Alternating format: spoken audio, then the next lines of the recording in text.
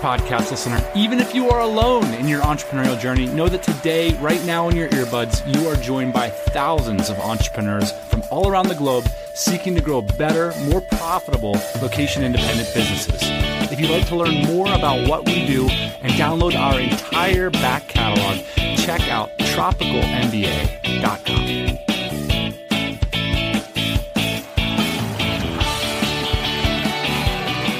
Hey, welcome to the TMBA podcast. This is the show where we believe building a business is the best way to gain more personal freedom and financial security in your life and the lives of your family. Speaking of family, Boss Man's going to have a kid. You announced that on last week's episode. I think we can drop the applause effect for that. And to top it off, today is your birthday. Wow. What a week. Our beards are graying massively. We are squarely in middle life, good sir. This is something that I don't agree with, and that's the second time that you said that to me. You said it before we started recording this. What are you talking about? It is your birthday. You are having a kid. What are you taking issue with here? The part I'm taking issue with is this middle life thing. So when I was growing up, you had like your midlife crisis when you were like 50. You bought a red Corvette. Yeah. 50? Hear me out. It's irrational, but it's a courtesy.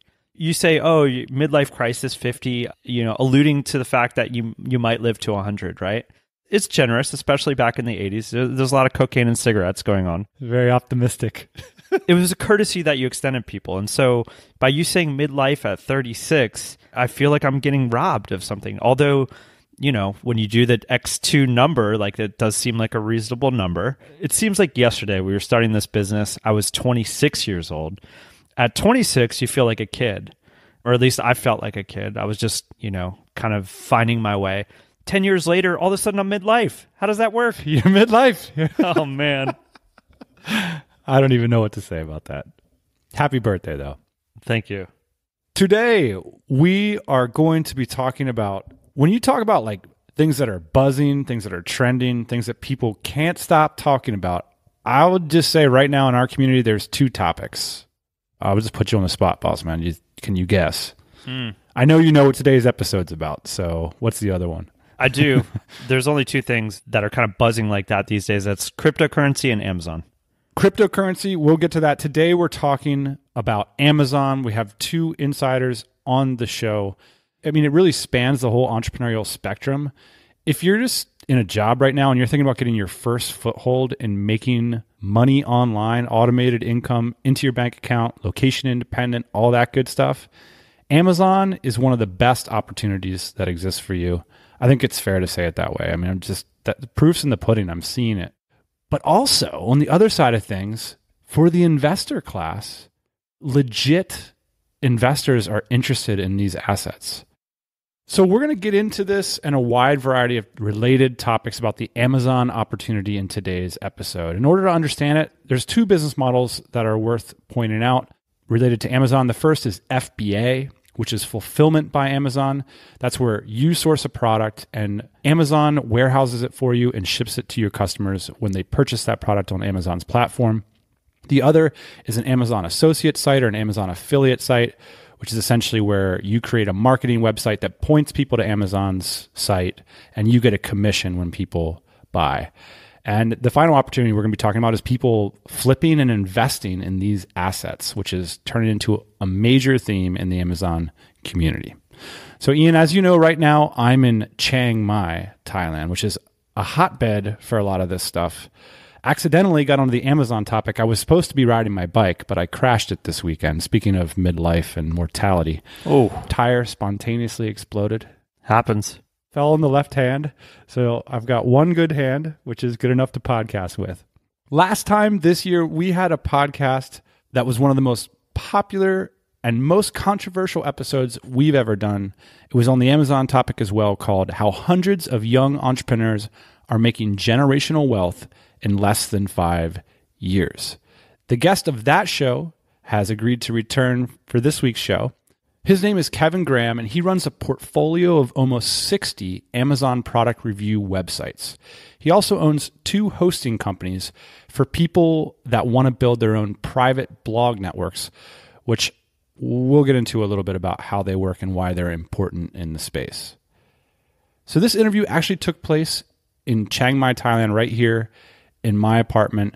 We were also joined by Coran Woodmass, whose company, the FBABroker.com, brokers Amazon-based e-commerce businesses, which means he's a broker focusing specifically on connecting buyers and sellers of Amazon FBA businesses. Kevin has lived in Chiang Mai for a few years now, and Coran and his wife Leanne use the city as a base for several months every year. It's an absolutely spectacular place to be, to meet other entrepreneurs, specifically in the wintertime. And I just got to say, Ian, I'm incredibly energized by being here. Everybody that says that, people in Chiang Mai aren't serious and it's not a motivating place to be, I don't know who they're hanging out with, because I'm feeling very motivated by the people I'm bumping into here in Chiang Mai. Chiang Mai has become a hotspot for people doing business online. It's also got like a little bit of a reputation for, people trying to make their first $2,000, which I think that's amazing. Everybody has to start there. But one of the things that you pointed out to me, which I think is really true, is the way that people in the media and the way that people online sometimes portray places is not actually what's going on. So the story that you told me, the unfortunate series of events that unfolded in Barcelona with the terrorist attack, you were reading things online about your neighborhood, and then you walk out into your neighborhood and find them to be completely untrue. So I think it is the case that you have to show up to these places and find out for yourself what's going on. There's a lot of inspiring entrepreneurs here on the ground in Chiang Mai. And so particularly if you're interested in Amazon, it's a great place to come visit and to meet others who are interested in the same things you are.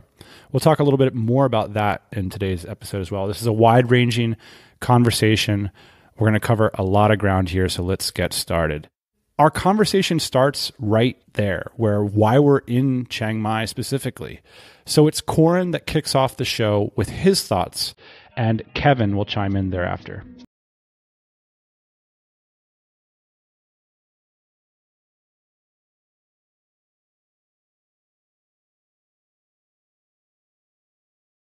Three years since we got into this space, into this business model, I guess you'd call it. We've seen every year we come back here, there's a huge base of FBA guys here, and every year people are just growing and growing and growing. And it's not like their business has doubled, it's exponential growth.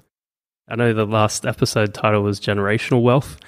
Some of the guys I know here that are clients and, we're prepping their business for sale, or they're just friends that I've known for a long time, are at the point where you could legitimately say this is generational wealth that they're building. And they're all in this melting pot of Chiang Mai. There's something to me so fascinating about being here. No one's going to know what really happened until 10 or 15 years later. That's kind of the thing about, that's the theme of this episode too. And part of the reason I wanted to do it is you are two guys that I trust. These are conversations that we have all the time. The reality is that there's going to be no definitive history on what happened in New York City or Chiang Mai until decades later. And if you want to find out, it's either find out or nothing. And this generational wealth thing, it's so true because it's that young entrepreneur who maybe gets lampooned by the crowd back home. And it's oh, well, Chiang Mai isn't a serious place to go. Chiang Mai is for the lifestyle crowd. One thing as well in the physical product space, I was just in Shenzhen, China last week. So at DCBKK, Mike Michelini asked me to come speak at his event the week after. Okay, so we should probably give a shout to Michael Michelini. Oh, absolutely. His podcast is called globalfromasia.com. He writes this blog called Mike's Blog. He's kind of like the guy in Your Man in China. Is that sort of fair to say about Mike? Absolutely. And I naturally jumped on a plane. So I flew from Chiang Mai. It was under 3 hours to Hong Kong. I got a visa on arrival at the border to China, and I was in Shenzhen. And what I noticed there was a lot of guys, some of them were at DCBKK beforehand too, but a lot of guys, that's where their manufacturers are, or they're just outside of the city. So in a 3-hour flight, if you're building a physical product business here in Chiang Mai, 3-4 hours, you're at the factory. That's huge. You can be making deals, you can be getting better margin, you can be iterating on your product a lot better than if you're sitting in New York. So in the physical product space, actually here is a strategic location as well as being a great place to hang out and meet entrepreneurs. The first time I had you on the show, Kevin, was the concept of the episode was, here's a way that we are personally seeing lots of people change their lives from a financial perspective. And it's mind share. Like these techniques, the mind share of this method online isn't accurately represented because the people making money this way aren't incentivized to speak. If you go around town here, it's not a bunch of people like making podcasts and blogs that are making the money. It's people that are running Amazon businesses that are making money. Yeah, definitely. And I like so many of the guys that are doing that stuff, like they're here, living out here at least some part of the year.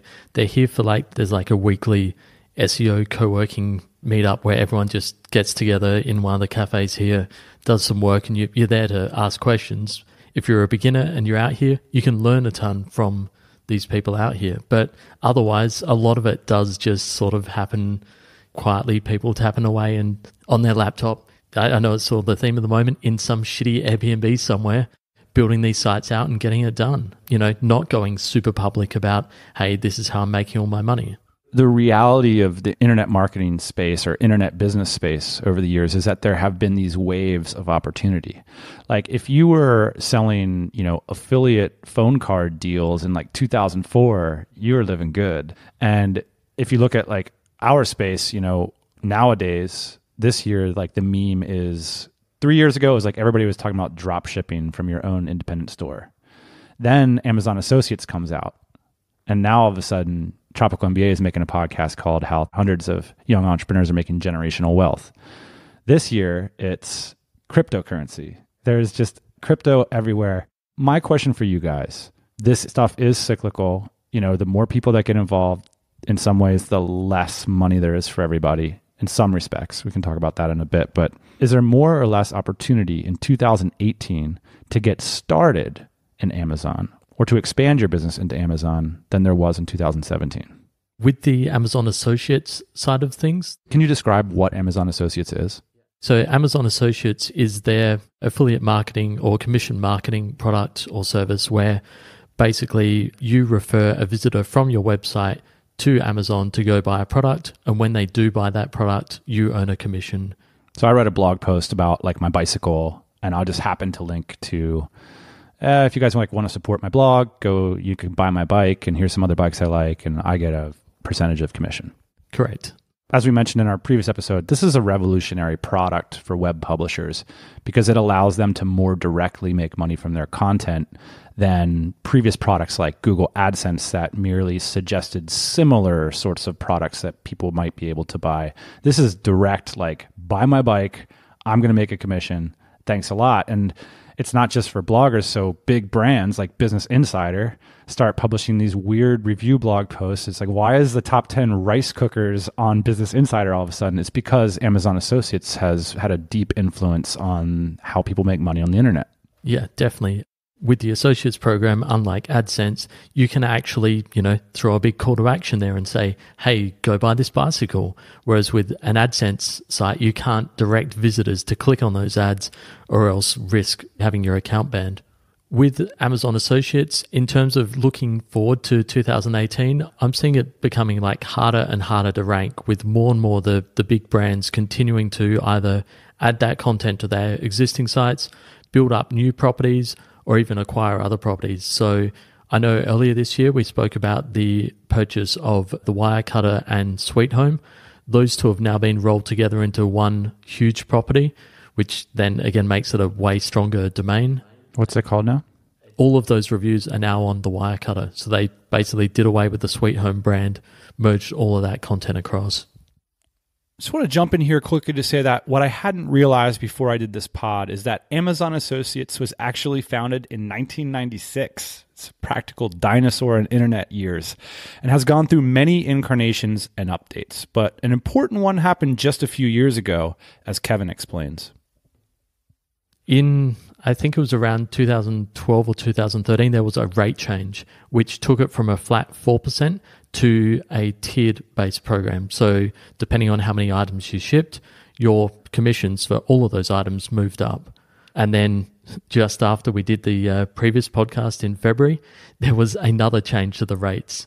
They halved them more or less, yeah? I don't think it was halved. So we ran the numbers across all of our portfolio sites, and we saw a hit to top line revenue somewhere in the 20 to 25%.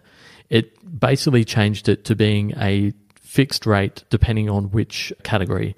So if you're doing an item in the toys category, that was only worth about 3%. Some of the other categories still remained at 7 or 8%. There are others that I spoke to, also influential bloggers in this space or people that are pretty quiet and run large portfolios, and most of them saw similar hits, although some saw up to like 35% was the largest hit that I heard to top line revenue. 35%. So the listeners are going to have to trust the three of us or not. But what I want to ask you guys is, because you're in unique, rarefied air, feel free to speculate or just give us your opinion about the situation. I only mention it like that because people are quite critical of these business models, and we'll get to that at the end of the episode. I'm curious, what's the approach that could work for someone looking to become an entrepreneur as their first step on Amazon? I mean, obviously the easiest way to get started in associates is that you've already got a blog like Tropical MBA that's ranking well for some terms, and you've got some traffic there which you can use to monetize. If you don't have that already, then SEO in 2018 is going to only get harder and harder. And so getting started from a brand new domain where you've gone to GoDaddy and slapped down that $10 to buy the domain is going to be more and more work to get the backlinks that you need and build up the power of the domain that you're using to actually promote those products on.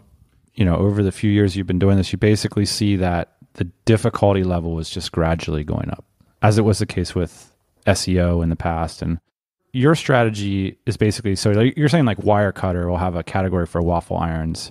Now they're competing with like a site that you used to own called, you know, waffleironreviews.com or whatever. And because they're the Wirecutter, they're going to outrank you and therefore get the majority of the revenue. Correct. So what happens with the big publishing companies is they've got the ability from all of their media properties to send links to their review sites, whether that's the Wirecutter, Best Products, those sort of sites. And because so many people link to their media properties like the news websites, the fashion and lifestyle magazines, they've got a ton of power in those domains that they can then use to rank their product review sites. And on the first page of Google, we're seeing it becoming like more and more shrunk and more pushed down to where the actual natural results start. So in a lot of queries now, you see a knowledge box there, which is the quick answer box you see at the top of your search engine results. There's also generally some ads, and you're starting to even see that pop into some of these best and review terms. There'll start to be people advertising in there, and the natural results just continue to get pushed further and further down the page. Are there any other traffic sources like social media that are economically feasible for sites like yours? There are some people that I know that actually do retargeting campaigns for their affiliate sites. They'll advertise on Facebook once somebody's been to their site to try and get them to come back and actually then buy a product. Another way you could go about it as well would be to actually set up an email list and capture those emails once people start hitting your site, and then you've got that email list you can continue to market to. But if you've got a niche where someone will continue to buy a product over and over again, so the bicycle niche would be a great one for that. Like if you've got an email list of people that really like road racing, then you're in with a shot. If you've just got your little waffle iron review site, then there's not really going to be that much interest in signing up for an email list for that. One of the critiques, I don't want to talk about them all now, but it's relevant right now, is that these aren't durable business models, that because there's an arbitrage factor and because you're using third-party platforms and stuff, that, you know, it's going to go away. So what do you say to people when they say, well, why would you do something that income stream won't exist 3 or 4 years from now? Well, if someone had said that to me 3 or 4 years ago, I wouldn't have built out, this huge affiliate site portfolio that I have now. Like I started this at the start of 2014. So if I'd listened to a ton of that noise around like, yeah, this isn't going to be around forever, then, I wouldn't have built all these sites. I wouldn't have made some healthy numbers from selling products on Amazon or through the Amazon Associates program.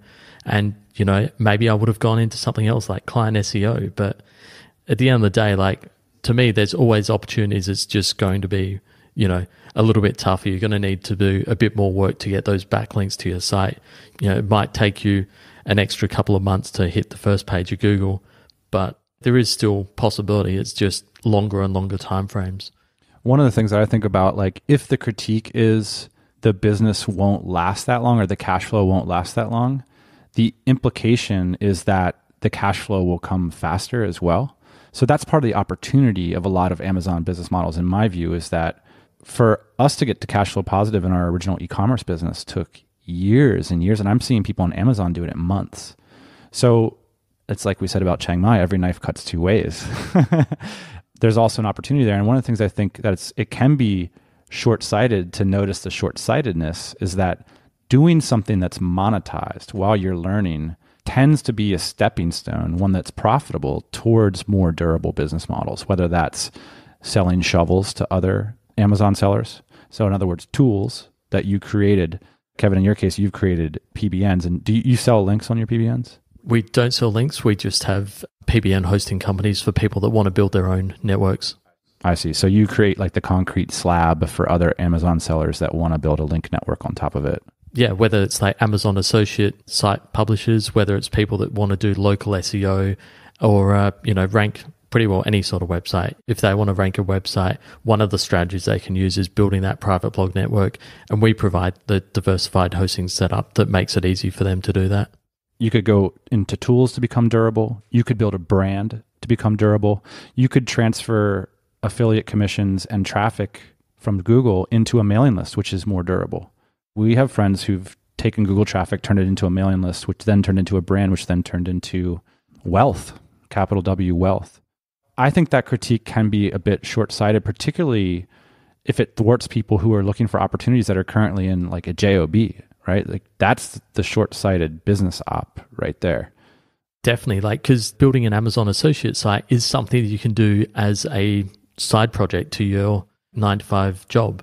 And if you build up, one or two of these sites, it can be pretty easy to hit, a couple grand a month of revenue from that site, which is enough to come out to Chiang Mai, go full time, baseline out here and, continue to build more sites and improve your SEO skills and knowledge to the point that you've got, 30 sites, 60 sites and making some really good money. So just one thing to add to this, just because you're building an associate site or a physical product business either, the one thing that we're not talking about yet, you touched on a little bit, but it's domain knowledge in that niche. So you're getting to know that customer, what they want, what they like. If you build a list and you're actually engaging with these people, that can become a real business. Because if the bike space is a great example, I know a lot of people making a lot of money in the cycling space in different ways, right? Once you know what that customer wants, what their problems are, what they're willing to pay for, and how much they're willing to pay for it, that's really great insight that you can leverage into a number of businesses. Even if that income channel goes away, you can create another opportunity. That's the interesting thing where the Amazon platform sort of puts you at the nexus of that customer desire. Whereas if you start from a product perspective and you say, try to develop a new wheel set for your bicycle, and then 3 years later, you've determined to the tune of a lot of investment that nobody actually wants that wheel set, you're in a different position. Had your wheel set worked out, you might be in a better position though. So again, everything cuts two ways. There's different ways to look at it. One of the things I'd like to emphasize with the Amazon opportunity is I think it favors certain personality types. And I think that founder opportunity fit is really underrated in entrepreneurial conversations. Do you guys think that? Is there a certain crowd that's attracted to Amazon? Whenever someone's asking me about FBA as a broker, right, they ask me, well, what's the best way to get started? How much do you need? What does it take to get started? And I actually I ask people, well, it's up to the person, because if you don't have a skill set to run an inventory-based business, it might be boring for you. This might be the worst. You could get profitable at it, but some people I'm talking to that are selling because it's not the business model for them. And a lot of some buyers kind of think, well, why are they selling this? It's making all this money, but they hate it. Think about your day-to-day. So go talk to someone that does associate sites or has a big Amazon FBA business and talk to them about their day-to-day. How big's their team? What bits does the founder or the owner do themselves? And project yourself into that. Would that be something you'd want to do, whether you're sitting in Chiang Mai, New York, anywhere? Would that be what your day-to-day wants to look like? Now, as a broker, you tend to deal with the people who've come out with something of asset value. How much of an opportunity do you think there is in 2018 for people to build these assets? It's huge. Similar to SEO, it is becoming a little bit harder to rank something from scratch. So if you, similar to what Kev was saying, if you have an audience and a direct connection to that audience and a way to reach them already, you'd be in front. But we're actually seeing buyers with maybe a little bit more of a budget. So maybe they've got low six figures as a budget to work with. So that's not everyone, right? But say you've got $100,000 to get started. It's a legit question to start from scratch or buy and leverage what's already working. So I think that's the buy side opportunity is probably one of the biggest opportunities in the FBA space right now, because businesses are trading for the multiple isn't super aggressive, especially if it's FBA or Amazon only. Because people more or less expect these businesses to blow away with the wind. Exactly. So you're looking at multiples that are less than 2 years of profit. Yeah, 1.5 to 2.5 on an Amazon, say it's an Amazon US only income source, and it's fairly generic products, you're looking at probably 1.5 to 2 times annual free cash flow or net profit.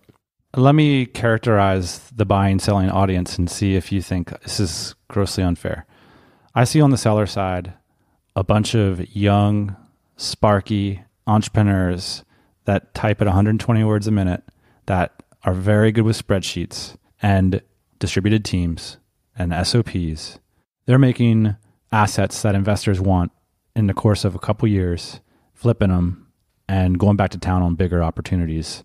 In the meantime, sort of making the wealth that it might have taken someone in the generation before us, a working class person, their entire life to make that level of wealth. Yeah, that's a fair comment. I think the young part of that isn't the case in really solid, larger FBA businesses, because one thing that a lot of young people don't see, which this is generalizing, of course, but this is based on hundreds of calls I've had with sellers. I'm seeing a lot of the younger guys kind of make some good cash and they're not reinvesting in the business, whereas someone a little bit more mature will know that they need to reinvest in this business to make it big enough to sell. So the ones that reinvest early aren't really taking much cash out. They're looking at the exit, saying, when I exit this thing, then I can go on to my next thing. So that's their payday, is when they sell the business. A lot of the people that listen to this show, they want to transition into the location independent lifestyle via an investment and not via a decade of elbow grease in Chiang Mai or whatever. And so they look to people like you, and they're taking a giant risk to come in to take a big part of their life savings to buy this asset. So is that the character of the buyers, or is it professional investors? So it depends at the price point. So under $500,000, we tracked between January and September this year, 2017, we tracked 117 sales. Total list price value was $217 million. So it's a big space. Almost 60% of that was under $500,000. So let's talk about that first, because that's the bulk of the market, right? These guys, for the most part, and girls, are high-paid executives looking to replace their job income, or they're looking to have multiple purchases to replace that job income over time. And they're taking 2, 3, 5 years as a horizon to do this. So often they'll buy one asset, they'll get that up and running, and then they'll buy another and another to expand, because they have more capital than time. And because they're working 70, 80 hours a week, they don't have a lot of time to run these businesses, which is why they're so attractive. We're also seeing an older crowd and maybe even retired or retiring crowd looking to get into the FBA space. Maybe they've read about it and they understand the business model. They shop on Amazon, they trust Amazon, and they understand inventory because it's physical products. So even if, worst case, your listing goes down, you have this inventory, right? You can sell it elsewhere. Now, who's buying the businesses above $500,000? In the last few months, 3 to 6 months, we've seen some strategic buyers coming down under $500,000 as well. So there are some strategic buyers. Strategic buyer would be what? A strategic buyer would either be someone who has an existing Amazon business, so they've already got a seller account, they're used to ranking on Amazon, and they just want to expand faster than starting with a new product. So that's one.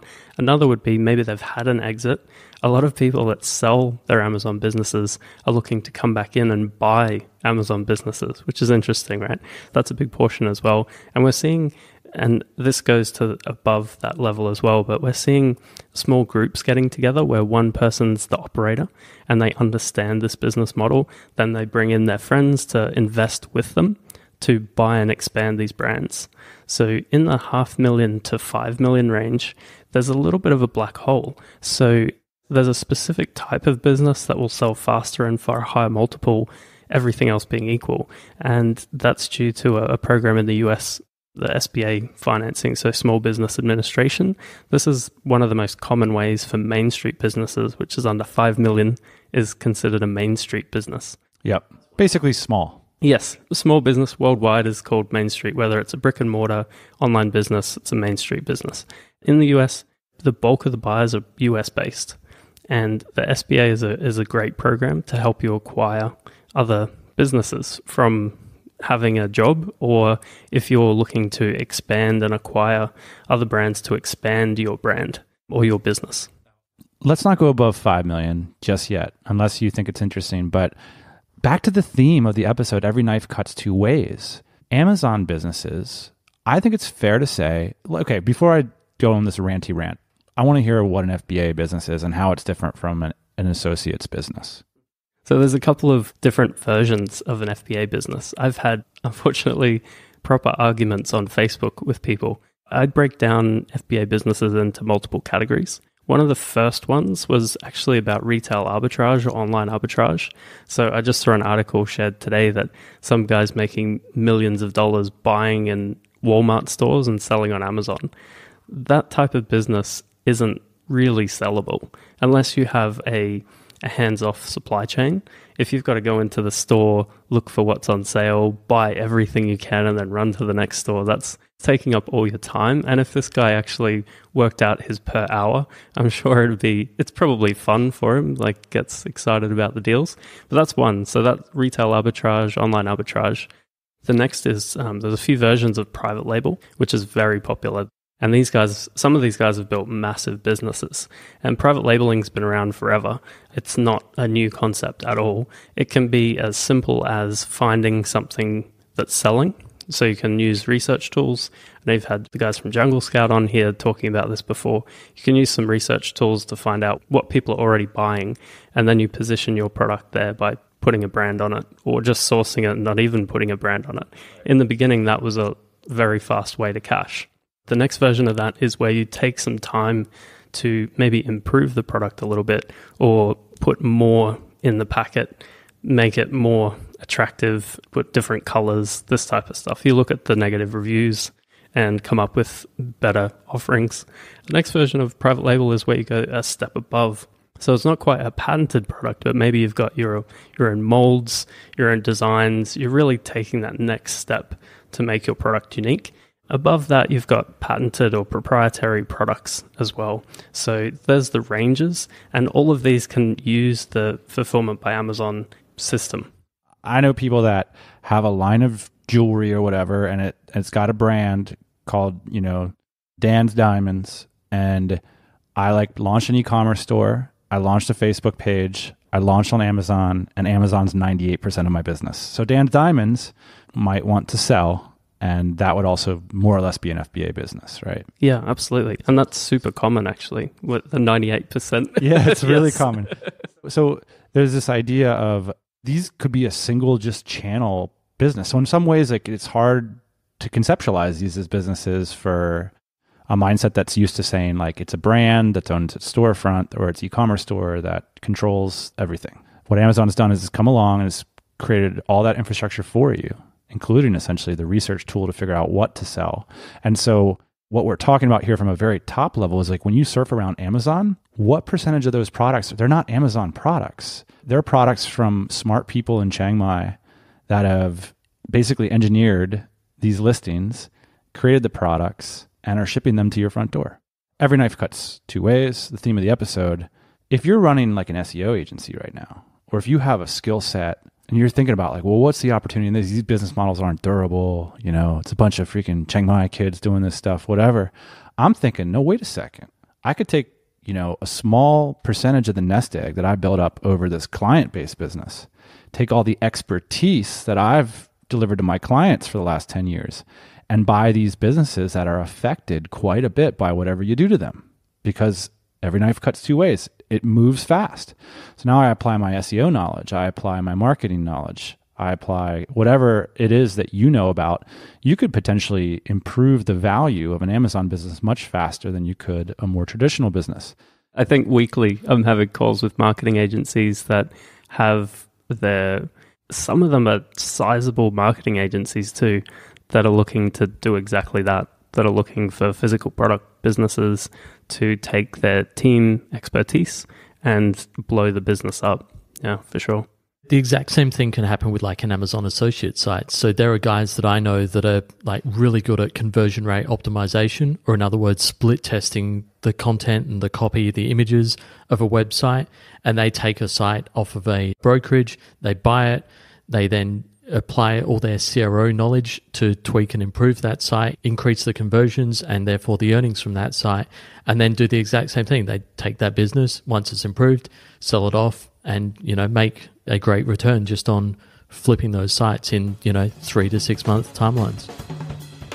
A few days ago, I was at a search engine optimization conference, and when the speaker from stage said, how many people in the room use Ahrefs.com to rank their sites number one in Google, the entire audience of hundreds of SEOs raised their hands. Yes, Ahrefs.com is a tool that is synonymous with ranking your site number one in Google. It allows you to uncover what people in your niche are searching for and how difficult it might be to rank for the all-important number one spot in those searches. Better yet, it helps you to uncover little-known niches of profitable terms that will drive customers to your business. So go to Ahrefs.com, that's Ahrefs.com for a free 14-day trial. And during that free trial, you'll get access to all of their tools and data for 2 weeks at no charge. That's invaluable. And Ahrefs is also offering one lucky TMBA listener the chance to win an annual subscription valued at over $2,000. To enter that draw, just share this episode on Facebook and let us know about it. Thanks again to Ahrefs.com for sponsoring the show. Now, this might be a naive question, but why is your portfolio a bunch of associate sites? Why not do FBA sites? I guess with FBA, it's a very different beast to associates. So associates is very much a thing where, for $1,000 all in, you can buy some content, you can buy your domain, get a logo done, buy a theme, put the whole site together and get some links to it and, start making money in, say, 6 to 9 months from that site. Whereas like FBA is very much a different beast, a very capital intensive beast where you're throwing in 10 to 20K. And then as Coran was saying before, like some of the guys aren't taking any money out of that business. They're just throwing it all back into that business with the exit being their windfall from it. I think part of the way I positioned this episode when we first had Kevin on, Coran, is, if you're sitting in a job that you don't like, here's like the reality of what young people are doing and you could potentially do, and it's legible, it exists, come meet these people and do it yourself, and something might come of it. Nothing might come of it. But what I'm hearing today is that this industry, like the people in our community, it's growing up a little bit. And that all of a sudden, you've got like PE firms getting involved. You have established investors. You have established marketing agencies coming into this space. Whereas a few years ago, you could start with like a membership to an online forum and a couple $100 in a side project. Nowadays, your chances of success with that kind of approach might be a little bit lower. Do you guys feel that's the case, that that bar is just getting ever so higher and this is becoming more of a grown-up space? Yeah, definitely. I mean, with like all the algorithm changes that have come down, combined with the affiliate space or the Amazon associate space becoming more and more popular with those major publishing companies, like for the smaller guys like myself that run, a small portfolio, small collection of sites. What's the value of the portfolio you run, Kevin? I'd rather not say. Okay, this smaller guy. Can we keep that part in the episode? Sure. There's all these different levels, like people that listen to Tropical MBA, a lot of them are 30-year executives that are thinking about making a transition into entrepreneurship, or they have entrepreneurial skill set running large businesses for decades. And then you have the people that are listening because they're thinking, well, I might, when I graduate college, I might want to do this for a year before I get a real job or whatever. So you got this like broad spectrum of people thinking like, what is a large business? Then you got Coran coming along saying, well, a $5 million business is technically a small business, right? So there's all these different ways to say it, but you're not running your business without serious cash investment, basically, Kevin, is what I'm getting at. Yeah, there's not a whole lot of cash tied up in that business, definitely not. To get started, again, like you could do it for like a couple $100 hosting account that'll last you a few years, and you could sit there nights and weekends and like type all that content up yourself, do all the research yourself, and start with like very little, or for like $1,000 or a couple $1,000, pay someone to actually go and research that stuff for you, do the writing for you. Or, even at that point, maybe you've got like 50K, 100K, and you go and buy a small site off of a marketplace that's earning a couple grand a month, and then take that and expand it and grow it further. There's like, ranges of where you get started at, definitely. Yeah, so I'm in a unique position because I speak to a lot of people on the sell side, probably 3 times more on the buy side. There is a ton of buyers in this space. So it's interesting seeing the types of people on both sides. It'd be interesting for us to discuss equally selling versus buying. So starting from scratch is obvious. You can get started in associates, you can get started in FBA from scratch. Buying in is a really interesting option and something that a lot of people are looking to do. And even people that are successful in the space, in the FBA space specifically, are looking to grow via acquisition. Let's talk about it. What's the opportunity? I don't know a lot about Amazon. I just use it. I'm a Prime member, I think. But frame it up to me in a way that I could, at my level. Sure. Say you're doing $1 million in revenue. Your income is coming from Amazon US only. So there's no outside Amazon income. So you're talking to me as if I'm running an Amazon business. Yeah. So imagine with me that you're doing $1 million a year, private label products. You've got a decent product range. You know how to rank stuff on Amazon. You're not afraid of going to China and sourcing product, making changes to the products. More importantly, you have a team running this for you. Okay, keep that in mind. So this business, we did an average of the net profit of all the businesses that we saw that have sold this there was 160 since we started our FBA business price guide. So this is data we do every month. There was 160 businesses. What's the data source? It's painfully manual. We look everywhere. So we found, for instance, 50 separate business brokers that have listings at the moment. What are the top 5 places to go buy an Amazon business? So the best place to buy an Amazon business, and this isn't a shameful plug, this is actually useful because I would have loved this when I was buying and selling. Our Monday Market Watch email, we actually link to all of the new listings regardless of who lists them. So in other words, you don't care about competition or whatever? No. Yeah, okay, fair. You're not listing businesses on your website, are you? No. So our stuff we do, yes, but not other. We don't aggregate everything, no. This is a resource because when I was looking to buy and sell myself before becoming a broker, I would have loved this. So there's a number of different places. Our friends at Empire Flippers, there's flipper.com, there's a ton of brokerages that are out there. There's the more traditional business for sale websites, so Bizquest, BizBuySell, businessforsale.com. There's a ton of them. Is it fair to say, let's just talk about the scene since you're a part of it, that the only 2 real public boards that cater to this space are Empire Flippers and Flippa? Outside of that, it's sort of a smattering of brokerages and traditional brokerages that are interested in internet now. And then there's a lot of folks like you who are business people that are getting involved as brokers, basically. Yeah, there's a lot of traditional brick and mortar business brokers that are now starting to have e-commerce businesses for sale as well, which I find quite interesting. They're actually a great source because they don't know how to value stuff. I actually reached out to one. It was at just over a 1x multiple. And I was on the phone straight away as soon as I saw that.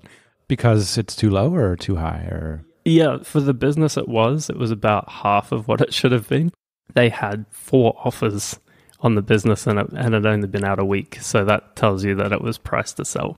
All right. So we're talking about the secrets and the opportunities, and you get the data source. So basically what you're trying to do is express what the totality of the marketplace looks like. So I think it's incumbent upon us to promise to like the producer right now, and I can just say this, would it be possible to print this data on this blog post? Yeah, absolutely. It'd probably be too difficult for the listener to actually grok everything as we walk through it, but we should print it all on the website so that you can say like, based on Coran's manual research, and this is what the totality of that marketplace is. It's 216 million in 2017 so far. Yeah, January to September, over 217 million in list price have been sold. How much do you think you're capturing of the market? A very small percent.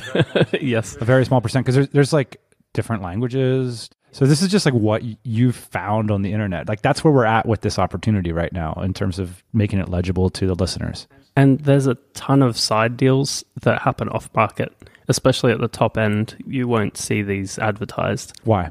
The largest deal that we saw advertised was 55 million that sold. But a lot of this stuff is lower middle market. Private equity firms do private deals. I know of a deal coming to market Q1 next year that's 20 million in revenue annually. It's just Amazon only. And that business is being prepared for sale by an M&A firm who are reaching out to find strategic acquisition partners for this business. They're not posting this on a website. They're going to find people that actually want this brand and can take it outside of Amazon. What does all this mean? Like from a very top level? It means that there's a lot of money coming into the space. If you have a profitable FBA business, it means that chances are fairly high that you'll be able to sell and sell fairly quickly, depending on what type of business you have. But more importantly, why I was talking about acquisitions, because if you have $1 million in revenue and a team, that's great, right? On average, out of that data we saw, there's people are doing about 30% net profit as an average. I use 20% as a baseline, right? So 20%, you're doing about 200,000 net. A private equity firm or a big strategic partner is not going to look at a business that small. But if you have the team and infrastructure in place, you could go buy a $5 or a $10 million more diversified business that's been around a lot longer and roll your business into that business. And it's not actually that much of a reach. It may sound kind of crazy to talk about, oh, why would I buy a bigger business? If you have the infrastructure in place, the team, you have a strategic advantage.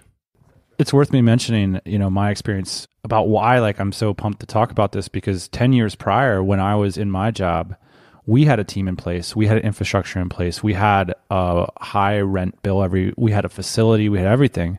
And this was a company that I was like a lieutenant for. I was not the owner. So part of my role, like in my 10% time or whatever, was to go find potential businesses to purchase, because it was the exact same thinking that you're expressing right now.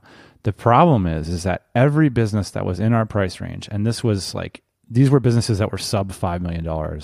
Every owner was completely wrapped up in the business without exception. Like, not only does the business depend on their reputation and them being able to bring in clients, but their Cadillac and their wife's Cadillac is on. So it's very rare in this world of like bizbuysell.com, something under $1 million in sale price, that it's not just the owner extension plus assistant, basically the owner bringing home the bacon.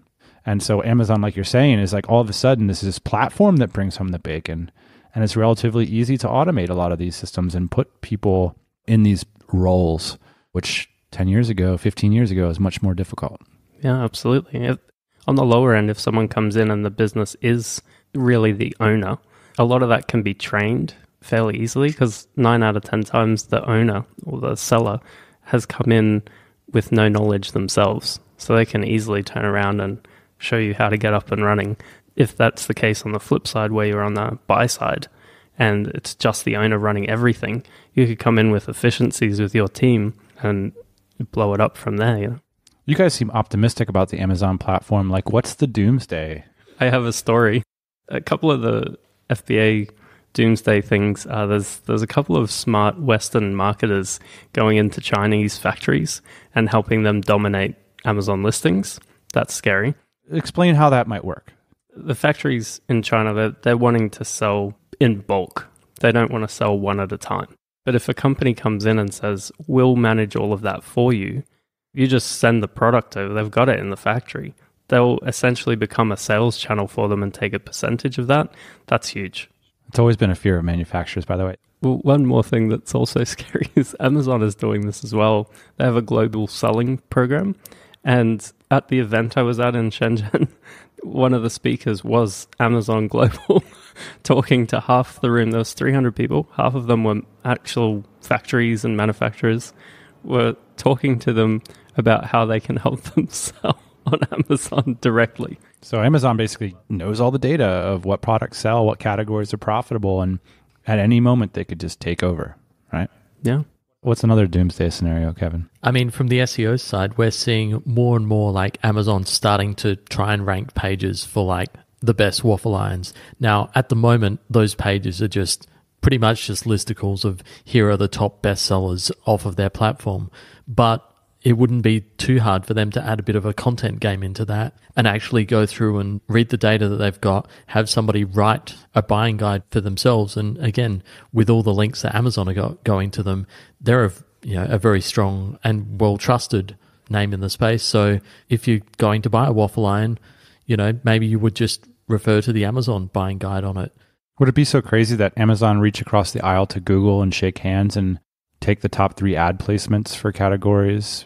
Yeah, definitely. And also the other thing you're seeing is more and more traffic for people looking to buy will just go straight to Amazon.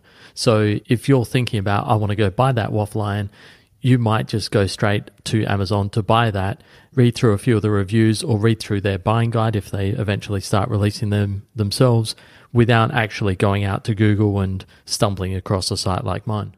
Before we encounter some critiques, are there any secrets or opportunities or perspectives that you feel you would have benefited from just a few years before that you now know our listeners might benefit from? You really need to manage your money. In an inventory-based business, a lot of your capital's tied up. You need to be able to project into the future and with some certainty. Because if you run out in Q4 and that's your biggest sales time of the year, you're going to lose a ton of potential income. You're going to lose a ton of rankings potentially. That type of operator mindset, or have a partner that is really on the ball with numbers and just geeks out on that sort of stuff. Let's get our profit margin cranking and what are we actually making? You need that skill set to be successful in an inventory-based business longer term. The thing that I would have liked to have heard years ago is just be more patient about it. So like in the early days, all I was doing was like every day I'd check the earnings stats. Every day I'd check the ranking stats. And like as you grow more and more and grow bigger, it's just impractical to go in there and check that every day. Your time's much better spent on the higher level stuff of, strategy of what am I going to do next and how can I continue to grow the portfolio. Coran, what do you say to people who say this FBA stuff, just the flavor of the week, just a bunch of digital nomads failing at making money online? It's a matter of perspective and it's a matter of how you're executing your own plan. Amazon FBA is a service. Amazon as a platform is a sales channel. What you choose to do with it, you could do anything with that within the terms of service, right? So what you choose to do or what layer you put on what someone else is doing, then maybe if you're thinking too much about what someone else is doing, maybe you're not doing anything. Maybe you're sitting on the couch saying, well, these guys should do that. Well, this guy over here is investing $50,000, $100,000 in his idea. He's making it happen. It might not work for him. He may lose his cash. You got to give some people credit for taking the chance and investing in themselves and giving it a good go. Like maybe they're solving a problem for a customer that you don't see because you're not the customer in the product example. Forget about the advice. Forget about what everybody's saying here. It's all a matter of we're kind of gesturing towards these systems that exist. They are creating wealth. That's the reality. Whether or not you get involved and how you get involved is completely up to you. I mean, that's the best sort of we can do. Guys, parting shots. There are a lot of different ways you can go about that Amazon Associates business, whether that's as we do, where we build an entire portfolio of sites, or whether that's just, taking a site around a passion or a hobby that you have and going all in on content on that one site, becoming a huge authority in that space. And then who knows, like you could even parlay that into, your own brand, where you start having private label bike shorts and jerseys made for you and you start selling them on Amazon. Like there's a wide range of things that you can do with the Amazon Associates program. And I think it's a really great opportunity still. My parting thoughts are the income channel is not the business. So choose what business you want to be in, and then maybe Amazon Associates can give you some more revenue. Maybe FBA is a great way to get your products to your customers. Maybe neither of these business models suit you and what you want to do. But the biggest thing, especially if you're sitting in a job and you're listening to this right now, like I was back in Australia, just pick something and go for it. Try it. See if it fits. You can get started pretty easily. If it's not for you, cool. Well, find something else. Yeah. There's a million episodes you guys have done of different business models. You could jump into something else, but don't blame someone else for you not being able to be location independent if that's your goal. Take responsibility and do something with it. Guys, thanks for joining us on the TMBA podcast. Thanks for having me. Thanks for the invite.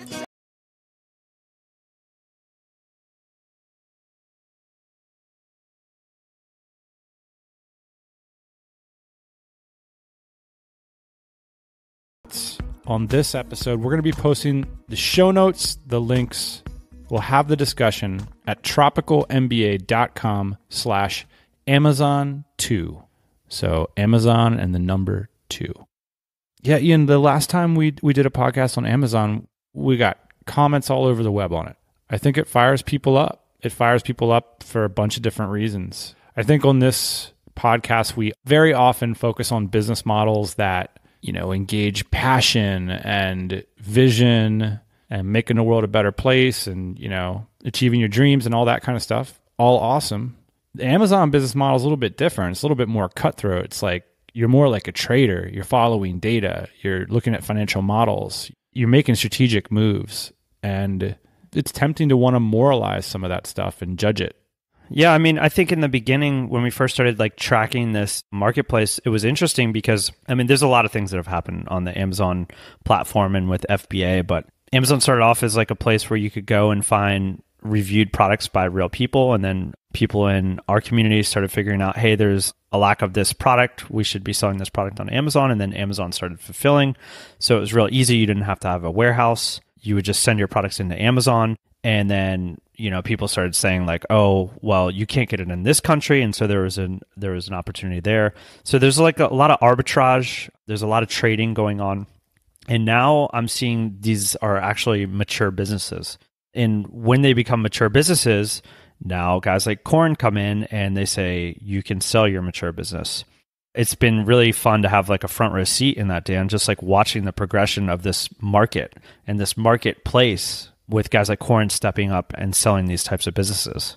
One thing I want to emphasize, as far as the opportunity here and how these things work, a lot of the people that are down on business models like this, they'll say something like, well, it's a fad, it's gonna pass. And that may be true, but it is often, quote, fads like this or trends that allow newer people to get their first foothold and to get launched. Like in our case, that was SEO. It was in 2006 when we were learning about the internet. There wasn't enough competition. You didn't need a big budget to compete with big players. And so we were able to rank number 1 for what we needed to rank for. And yeah, that's not how we do our business anymore, but it was our foothold. Yeah. And so I think that if you're thinking about this opportunity, there's so many different ways to think about it, of course, as an investor, as an established entrepreneur. But if you're thinking about whether or not this is a way to get started, that's how I would think about it. Look, this doesn't need to be what you do for the next 15 years. But there are these opportunities that come along in business that it's a way to get involved without a huge budget. And I think that that's what we're seeing with Amazon.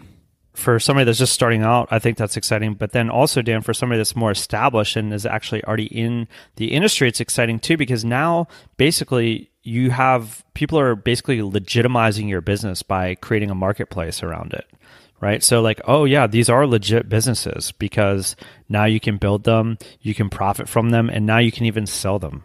That's a sign that this type of business is really maturing. This comes back to the theme again of the sword cutting two ways, or the double-edged sword, is like the things that made it seem like not a real business at the beginning, like, oh, it's on someone else's platform. Oh, it's all automated, and oh, it doesn't have its own infrastructure. Those are the exact reasons why investors are interested. You and I are hearing rumblings, very early rumblings of PE firms and venture-backed firms putting together serious money to buy these types of businesses. And so again, that's another indication that I believe that this is becoming a seriously established marketplace. What are your thoughts? We'd love to hear them. All of the links again and show notes will be posted at tropicalmba.com/Amazon2. And that's it, boss man. I'd like to thank again Coran and Kevin for dropping by, sharing their knowledge with us. And it can be a little bit difficult to get folks involved in Amazon to share what they're up to. We post everything at tropicalmba.com/Amazon2. And of course, we'll be back next Thursday morning, 8 a.m. Eastern Standard Time. See you then. Hey, thanks for listening to the Tropical MBA podcast. You can go to tropicalmba.com, get access to hundreds of back episodes and all kinds of other goodies. Load up your iPod. That is the cheapest way to fly business class on your next international flight. We will see you next Thursday morning, 8 a.m. Eastern Standard Time.